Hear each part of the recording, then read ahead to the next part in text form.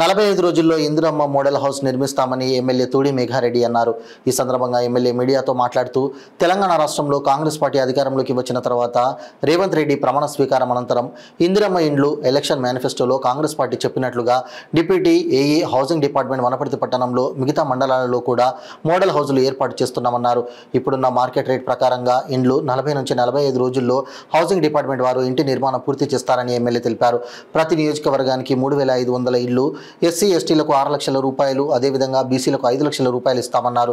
ఇండ్లు లేని నిరుపేద కుటుంబాలకు ఈ పథకాన్ని వర్తింపజేస్తామన్నారు. హౌసింగ్ మినిస్టర్గా పొంగులేటి శ్రీనివాసరెడ్డికి వనపర్తి దత్తత నియోజకవర్గం, ఈ నియోజకవర్గానికి ఇంకో 1500 ఇండ్లు అదనంగా ఇస్తామన్నారు.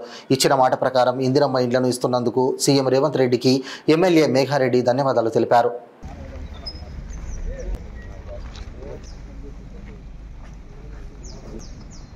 शन्नो मित्रश्यं वर्णः शन्नो भवत्वर्यमां शन्न इन्द्रो बृहस्पतिः शन्नो विष्णुरुक्रमः नमो ब्रह्मणे नमस्ते वायु.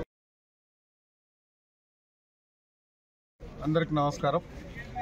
ఈరోజు తెలంగాణ రాష్ట్రంలో కాంగ్రెస్ పార్టీ అధికారంలోకి వచ్చిన తర్వాత గౌరవ ముఖ్యమంత్రిగా రేవంత్ రెడ్డి గారు ప్రమాణ స్వీకారం చేసిన తర్వాత ఈరోజు ఈ ఇందిరమ్మ ఇల్లు మేము ఎలక్షన్ మేనిఫెస్టోలో కాంగ్రెస్ పార్టీ ఇచ్చిన ఇందిరమ్మ ఇల్లు డిప్యూటీ గారు, ఏఐ గారు, హౌసింగ్ బోర్డు డిపార్ట్మెంట్లో వనపర్తి ఈ వనపర్తిలో ఇక్కడ ఈ ఎంపీడీఓ ప్రాంగణంలో దీంతో పాటు వనపర్తి నియోజకవర్గంలో మిగతా 8 మండలాల్లో కూడా మోడల్ హౌస్ కన్స్ట్రక్షన్ చేస్తున్నాం.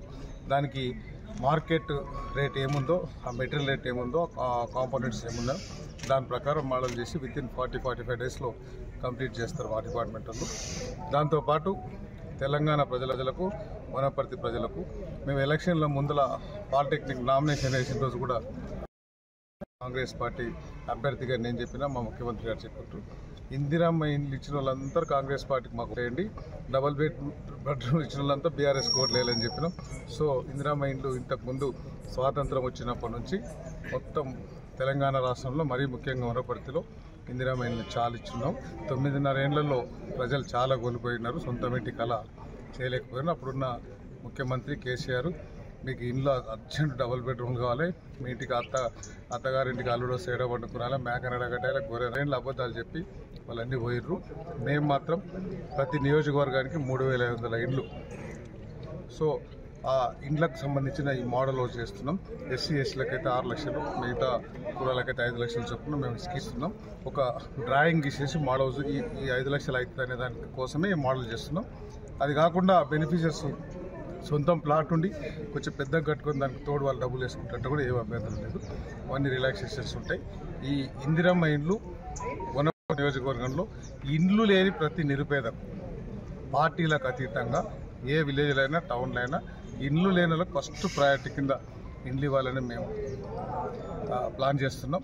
దానికి తోడు ప్రత్యేకంగా హౌసింగ్ బోర్డు మినిస్టర్గా పొంగులేటి శ్రీనివాసరెడ్డి గారు ఉన్నారు. పొంగులేటి శ్రీనివాసరెడ్డి గారు ఎలక్షన్ 3 రోజుల ముందు వనపర్తికి వచ్చినాడు. సో వనపర్తి ఆయనకు దత్తత కాన్స్టిట్యున్సీ కాబట్టి పాలేరు తర్వాత, కొడంగల్ తర్వాత, మధిర తర్వాత వనపర్తిని కొంచెం ఫస్ట్ ప్రయారిటీ కింద పెట్టి ఆ 3500 కాకుండా ఇంకో 1500-2000 ఇండ్లు ఎక్కువ ఇవ్వమని కోరుకున్నాం. ఆయన కూడా ఓకే అన్నాడు. సో ప్రత్యేకంగా ఆయనకు ధన్యవాదాలు. మా సీఎం గారికి మేము ఇచ్చిన ఎలక్షన్ మేనిఫెస్టో ప్రకారం